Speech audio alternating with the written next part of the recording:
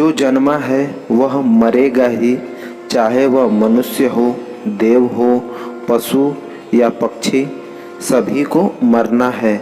ग्रह और नक्षत्रों का भी आयु निर्धारित है और हमारे इस सूर्य की भी। इसे ही जन्म चक्र कहते हैं।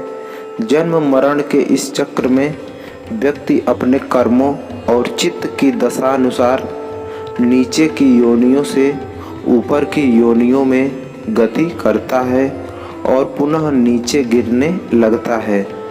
यह क्रम तब तक चलता है जब तक कि मोक्ष नहीं मिल जाता है। कई बार स्थितियां बदल जाती हैं।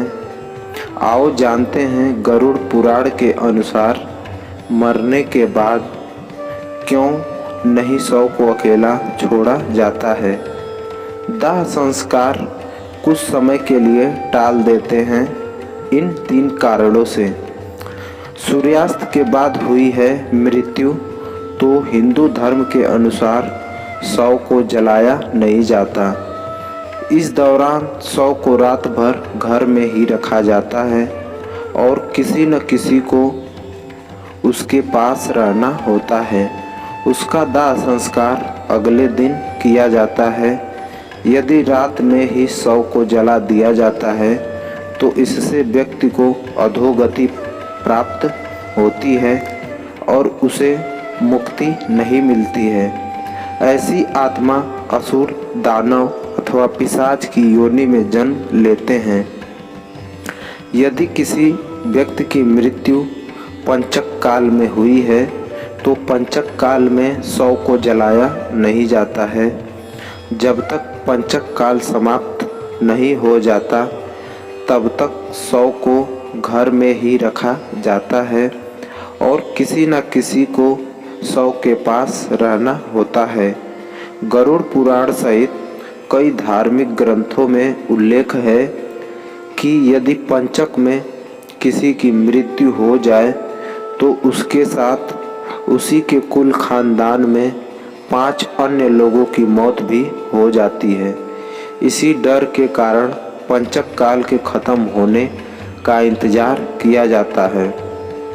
परंतु इसका समाधान भी है कि मृतक के साथ आटे, बेसन या कुश से बने 5 पुतले अर्थी पर रखकर इन 5 का भी शव की तरह पूर्ण विधि विधान से अंतिम संस्कार किया जाता है। ऐसा करने से पंचक दोष समाप्त हो जाता है।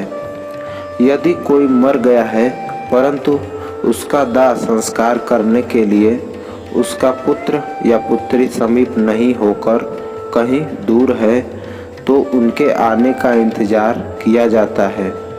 तब तक शव को घर में ही रखा जाता है और किसी न किसी को शव के पास रहना होता है। कहते हैं कि पुत्र या पुत्री के हाथों ही दाह संस्कार होने पर मृतक को शांति मिलती है, अन्यथा वह भटकता रहता है। शव के अकेला नहीं छोड़े जाने के 3 कारण।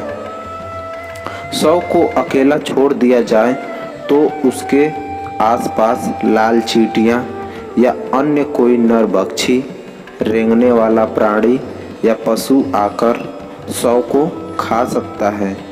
इसलिए वहाँ कोई ना कोई व्यक्ति बैठकर शव की रखवाली करता है।